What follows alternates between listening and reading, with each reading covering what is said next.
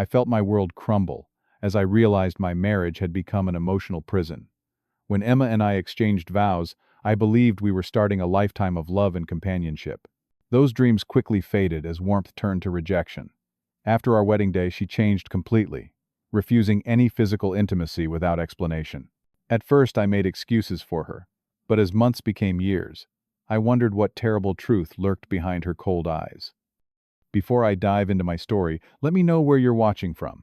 If this resonates with you, please hit like and subscribe as I share how I finally found freedom after years trapped in a loveless marriage. I met Emma at a mutual friend's party 5 years ago. That night changed my life in ways I never could have predicted. She walked into the room with this magnetic energy that drew everyone to her, myself included. Emma was stunning with her dark hair and bright smile, but it was her sharp wit and laughter that really pulled me in. When our eyes met across the room, something just clicked. The beginning of our relationship was passionate and full of promise. We would stay up all night talking about our dreams, our past, our future.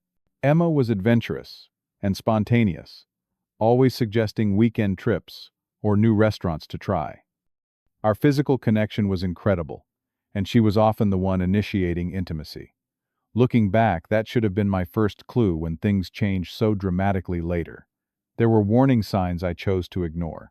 Times when Emma would get unusually controlling about small things like which friends I spent time with or how I dressed for certain events.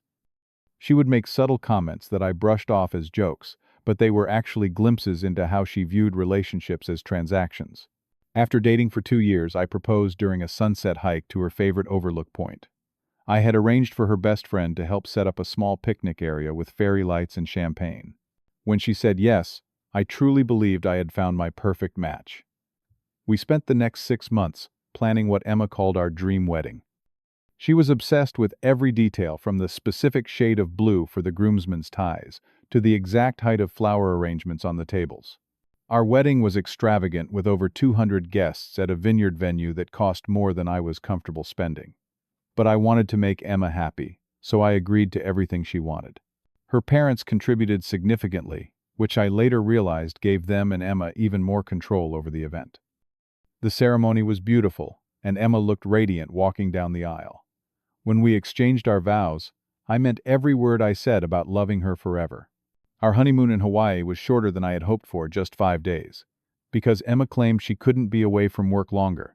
Even during those few days, I noticed she seemed less interested in being intimate than she had been throughout our relationship. At the time, I attributed it to wedding exhaustion and travel fatigue. My parents adored Emma, especially my mom, who was thrilled I had found someone so accomplished and charming. Emma's family welcomed me warmly, though her father always maintained a certain distance that I never quite understood until later. Our friend groups merged seamlessly, creating what seemed like the perfect social circle for our married life. During our engagement, our intimate life had been wonderful.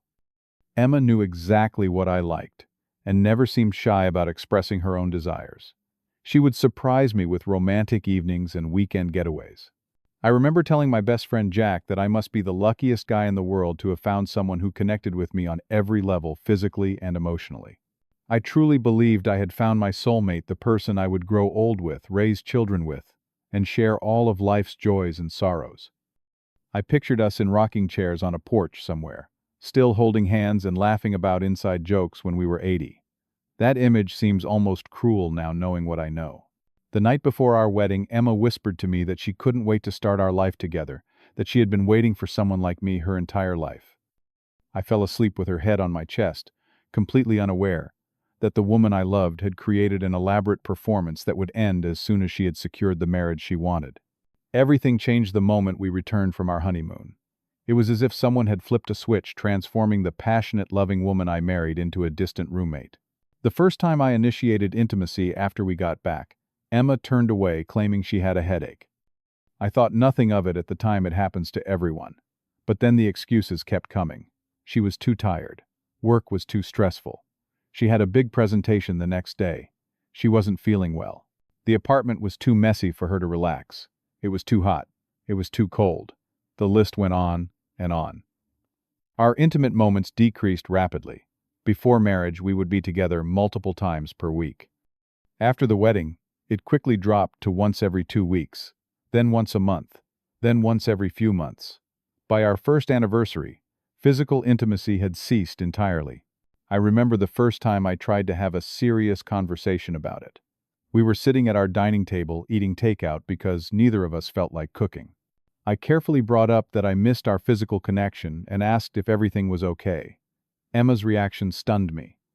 Her face contorted with annoyance as she slammed her fork down. "Is that all you care about?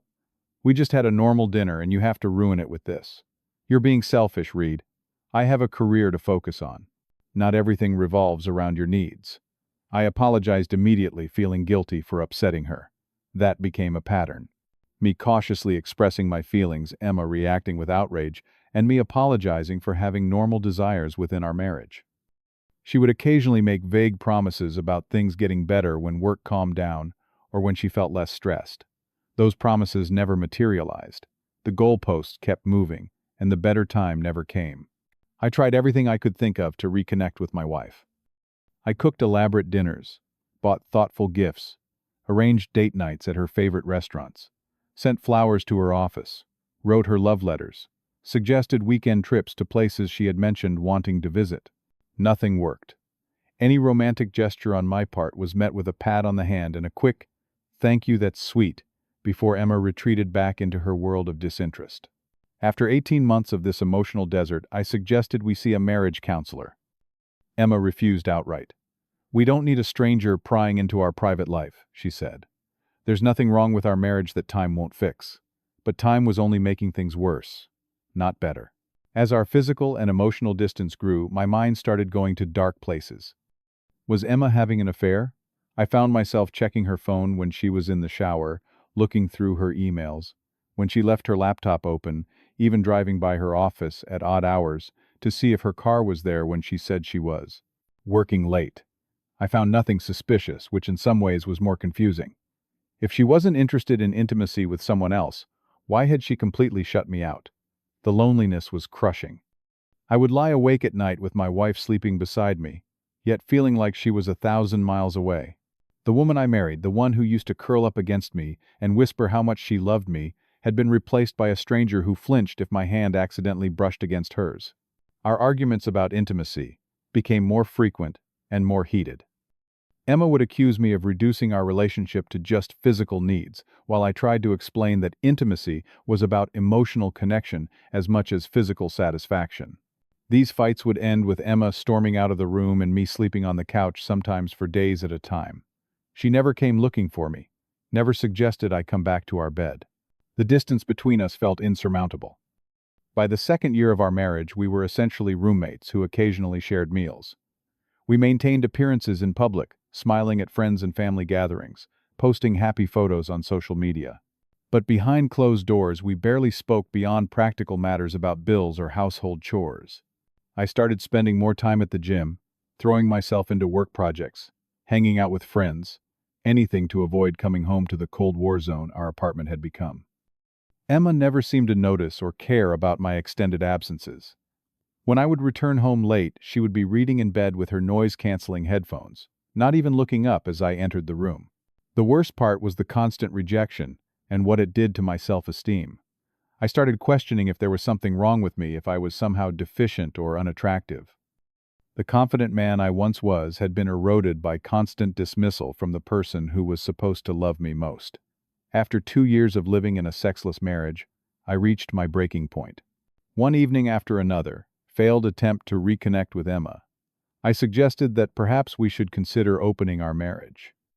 If she wasn't interested in being intimate with me, maybe we could find an arrangement that would allow me to have my needs met elsewhere while still maintaining our relationship.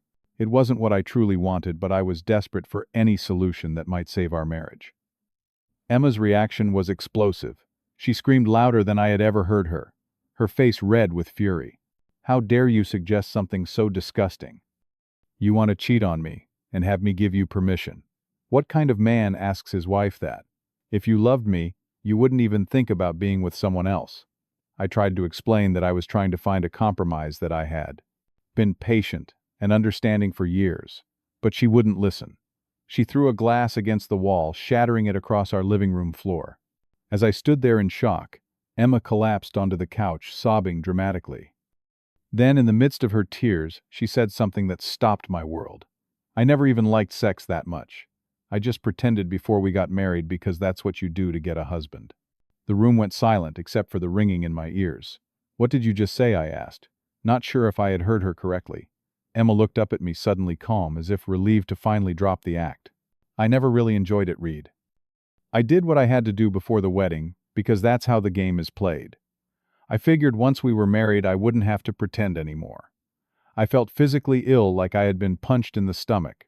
You lied to me for our entire relationship. You pretended to want me. Don't be so dramatic, she said, rolling her eyes. Everyone does it. Women pretend to keep men interested. I just thought once we were married you would mature beyond needing it all the time. I gave you what you wanted. A beautiful wedding, a respectable wife, a nice home. Why isn't that enough? I stood there trying to process the magnitude of her deception. But on our honeymoon, even before that, you seemed so into it, so passionate. Emma shrugged, as if we were discussing something as trivial as her preference for chocolate over vanilla. I'm a good actress. I did what I needed to do to get the life I wanted. The argument escalated as I tried to understand how someone could deceive a person they claimed to love in such a fundamental way. Emma became defensive, then cruel. You should just accept that this is our life now. I've decided it's best for both of us. You don't need sex to be happy. Shouldn't that be my decision? I asked, my voice barely above a whisper. No, she said firmly. Because you would choose wrong. Men always do. As we continued arguing, more truths spilled out. Emma admitted she had deliberately seduced me before our marriage, to secure me, knowing that physical intimacy was important to me. She had calculated exactly how long she needed to maintain the charade before she could drop it without risking losing me. The most devastating revelation came when I brought up our plans to start a family in the next year. How are you planning to have children if you won't sleep with me? I asked. Emma looked away suddenly, finding the pattern on our rug fascinating. I never wanted children. I just told you that because it's what you wanted to hear. I felt like I was drowning. Every memory of our relationship was being rewritten in real time. Every intimate moment we had shared before marriage had been a performance on her part. Every conversation about our future family had been a lie. So our entire relationship is based on lies. I said, more a statement than a question. Not lies, Emma insisted. Strategic decisions. I chose you because you're stable, have a good career, and come from a nice family. You chose me because you were thinking with your hormones instead of your head. I'm just more practical. I left the apartment that night and checked into a hotel. I needed space to process the complete betrayal of trust I had just experienced. The woman I thought I knew, the woman I had married, didn't exist. She was a character Emma had created to get what she wanted. Over the next few days, I talked to a few close friends about what had happened. To my surprise, some of them sided with Emma. Sex isn't everything in a marriage, my friend Tyler said. Maybe you are focusing too much on the physical stuff. Another friend suggested I should be grateful to have such an accomplished, beautiful wife regardless of our intimacy issues. Their reactions made me feel even more isolated and confused. Was I wrong for wanting a genuine, complete relationship with my wife? Was I shallow for considering physical intimacy an essential part of marriage? I began to doubt myself, wondering if perhaps Emma was right, if I was immature for not accepting a sexless marriage. But deep down, I knew the issue wasn't just about sex.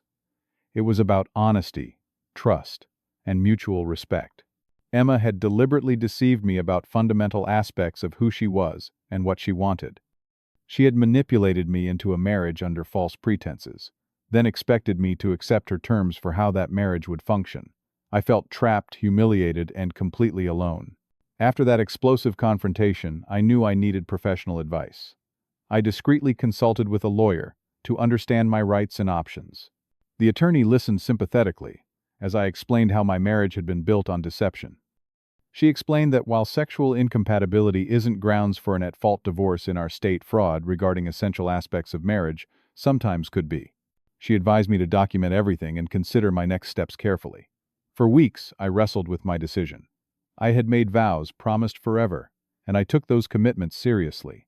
But I also realized that Emma had entered those same vows dishonestly.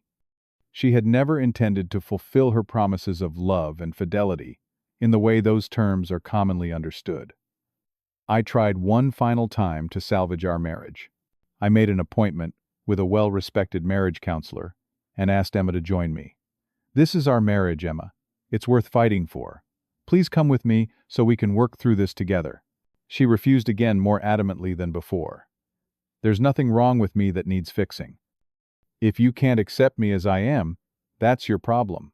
Her unwillingness to even try told me everything I needed to know about her commitment to our relationship. I called my parents and asked if I could visit them for the weekend.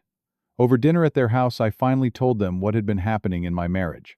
My mom cried not because she was disappointed in me for considering divorce, but because she was heartbroken that I had been suffering alone for so long. My dad, normally reserved with his emotions, put his hand on my shoulder and said, "Son, a marriage should make both people better, not break one person down so the other can get their way." Their support gave me the strength I needed to move forward. I spent the next month preparing financially for separation.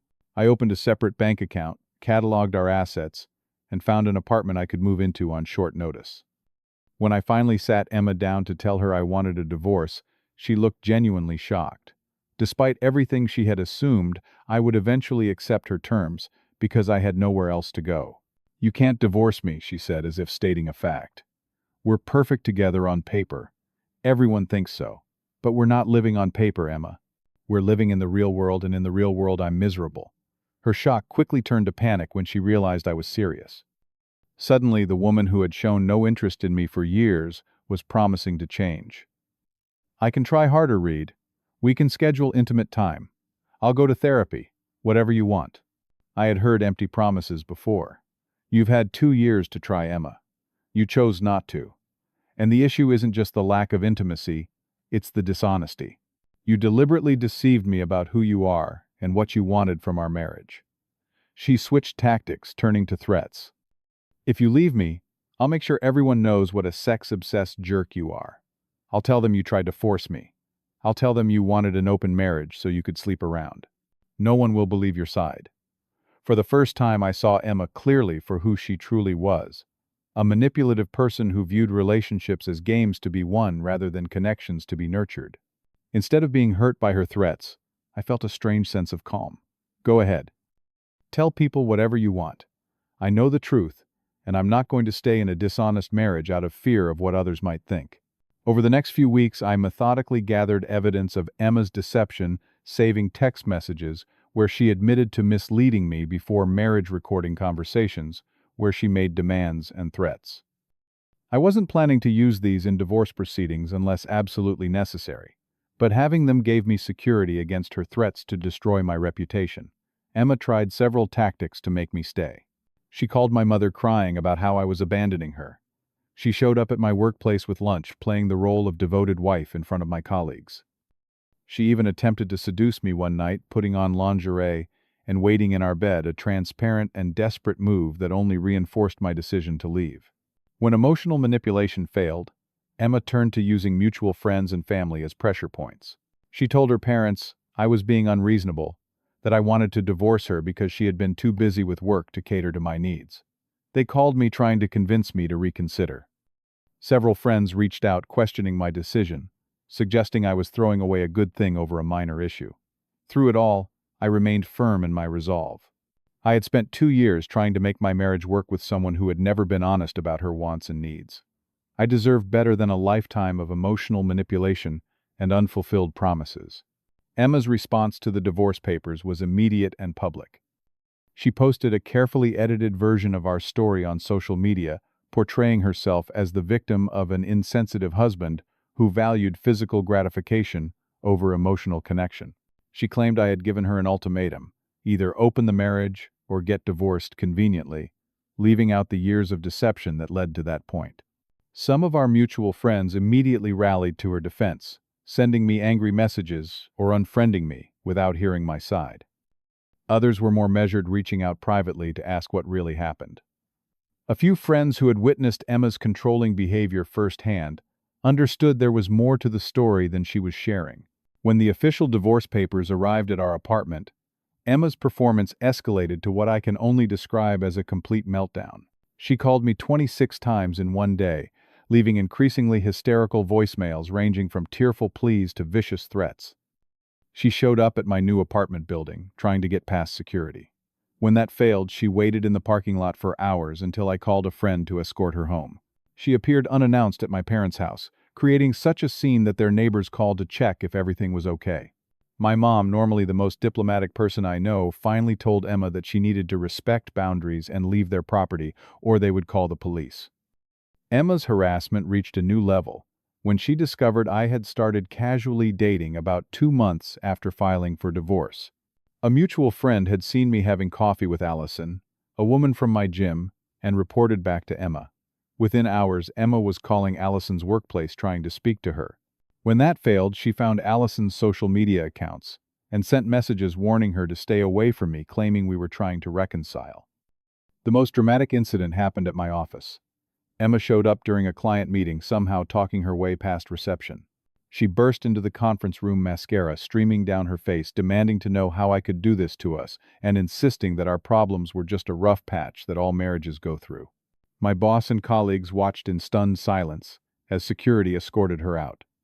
Instead of the professional embarrassment Emma had hoped to cause, the incident generated unexpected support.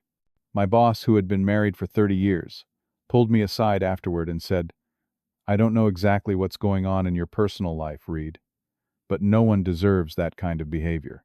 Take whatever time you need to sort this out." Several coworkers who had previously met Emma at company functions shared that they had always sensed something off about her, but hadn't wanted to say anything. One colleague even confessed that Emma had flirted inappropriately with him at the Christmas party when I was in another room, making him uncomfortable enough that he had avoided her at subsequent events. During divorce proceedings, Emma tried to claim she deserved half of my retirement accounts and future earnings because she had sacrificed her career advancement for our marriage, despite the fact that she had received 2 promotions during our time together. Thankfully, we had signed a prenuptial agreement at her father's insistence, ironically to protect her assets, which now worked in my favor. As more people witnessed Emma's erratic behavior firsthand, the tide of public opinion began to shift. Friends who had initially taken her side reached out to apologize for jumping to conclusions. Even her own cousin contacted me to say that while she loved Emma, she recognized that her behavior had been inexcusable and that I deserved better. The divorce was finalized 8 months after I filed, much faster than I had anticipated. Emma did not attend the final hearing, sending her lawyer instead. It was a quiet end to what had become a chaotic and painful chapter of my life. The months following my divorce were a time of healing and rediscovery. Initially, I struggled with feelings of failure and embarrassment.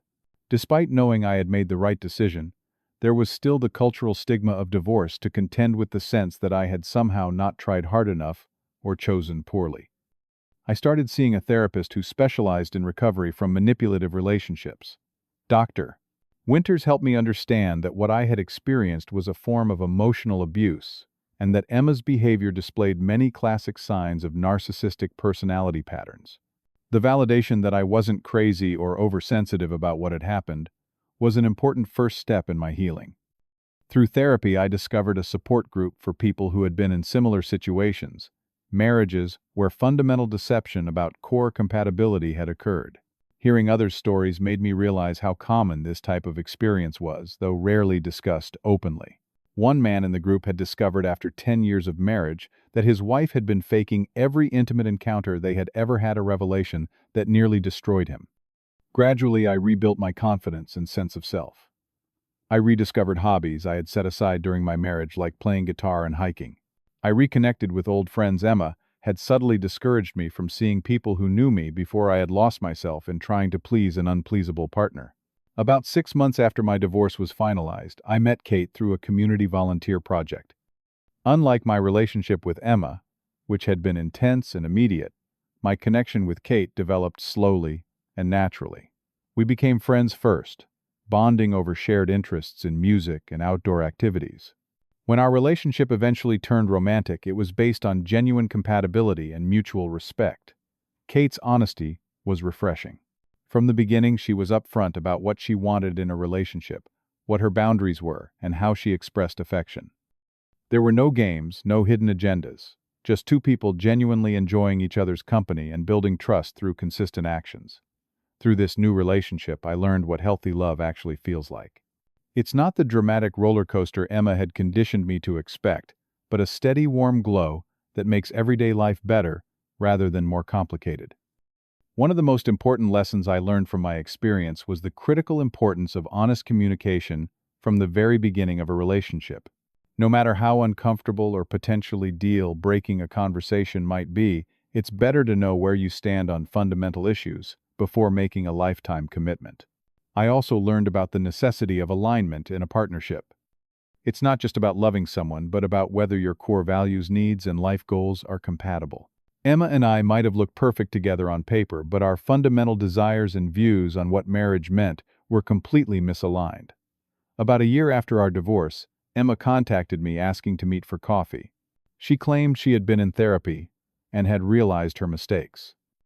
Against my better judgment, I agreed to see her one last time, hoping it might provide some final closure. During our brief meeting, it became clear that while her approach had changed, her essential nature had not. She spoke about how she had forgiven me for the divorce and was ready to try again, as if she was doing me a favor. There was no real acknowledgement of the pain her deception had caused, just a repackaging of the same manipulative behaviors in more therapy-approved language. I left that coffee shop feeling stronger than I had in years. I could now recognize the manipulation tactics that once would have worked on me. I could see Emma clearly for who she was, not who I had wanted her to be. And I knew without a doubt that I deserved better than a relationship built on lies and control. Today, my life is balanced and genuinely happy. Kate and I have been together for over 2 years now, and our relationship continues to grow in healthy ways. My career has thrived since I no longer have the emotional drain of a toxic marriage depleting my energy. My friendships are stronger and more authentic. If you are watching this and find yourself in a similar situation, wondering if you are wrong for wanting honesty and genuine connection in your relationship, please know that you are not asking for too much. You deserve a partner who loves all of you, who doesn't make you feel selfish for having needs, who shows up authentically rather than performing a role they think will get them what they want. I would also encourage anyone in a new relationship to pay attention to the small inconsistencies, the moments when something feels off, but you cannot quite put your finger on why. Trust your instincts. They are often picking up on important information that your conscious mind wants to dismiss because it conflicts with the story you are telling yourself. Remember that you have one life to live, and you have the right to be happy in that life. Sometimes walking away from something that looks perfect on the outside but is destroying you on the inside is the bravest and most self-loving choice you can make. Thank you for listening to my story. If this resonated with you in any way, please leave a comment below sharing what part of this journey felt familiar. Have you ever discovered a fundamental deception in a relationship? How did you handle it?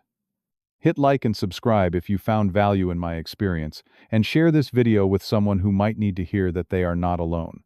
Remember, sometimes the hardest endings lead to the most beautiful beginnings.